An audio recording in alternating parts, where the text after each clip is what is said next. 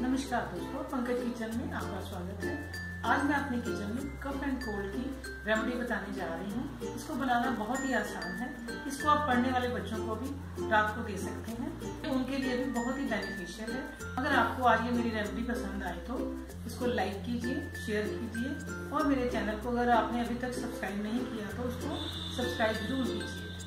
आइए देखते हैं इसके लिए मुझे किन किन चीज़ों की जरूरत है। 2 चम्मच बेसन, 2 चम्मच देसी घी, 2 चम्मच चीनी, 5 से 6 बादाम कटे हुए, 6 से 7 पिस्ता कटा हुआ, 5 से 6 काजू कटे हुए और कुछ दाने छोटी इलायची के और 2 ग्लास दूध। आइए शुरू करते हैं। सबसे पहले मैंने गैस पर पैन रख दिया है। अब मैं गैस को ऑन करूंगी। फ्लेम को मैं लो मीडियम करूंगी। बर्तन हमारा गर्म हो चुका है। इसमें सबसे पहले देसी घी डालेंगे।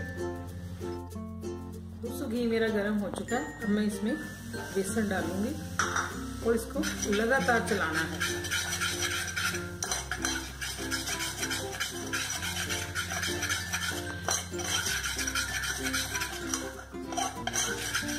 आंच को मैंने यहाँ पर मीडियम लो ही रखा हुआ है ताकि मेरा बेसन जल ना जाए और इसको बिल्कुल भी नहीं छोड़ना और कंटिन्यूसली हिलाते रहना है। दोस्तों ये बेसन मिल्क है। बेसिक ये पंजाब की रेसिपी है। बच्चों के लिए, बुजुर्गों के लिए और प्रेग्नेंट लेडी के लिए बहुत ही अच्छी खुराक है।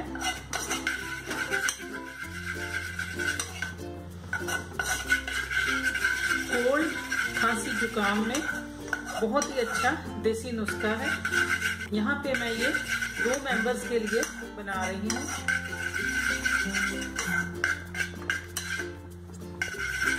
दोस्तों बेसन मेरा ऑलमोस्ट भून चुका है।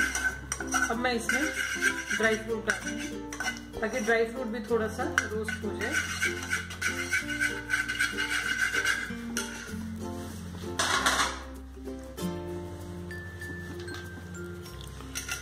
आलमंड, यहाँ मैंने कुछ आलमंड बचा लिए हैं बाद में डालने के लिए।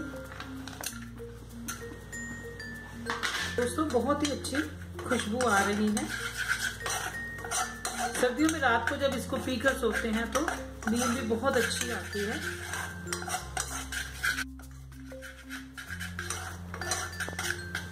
पढ़ने वाले बच्चों के लिए भी बहुत अच्छी चीज है।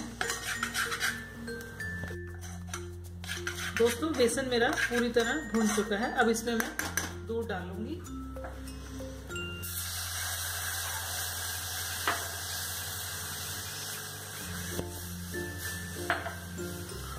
और साथ ही चीनी भी डाल देंगे और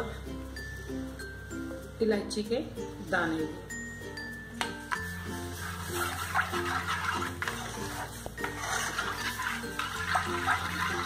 और इसको कंटिन्यूसली चलाते रहना है।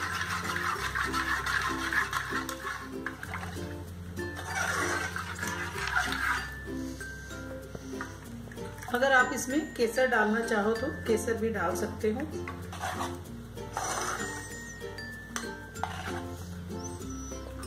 अब दोस्तों इसको एक उबाला आने तक हम बनाएंगे।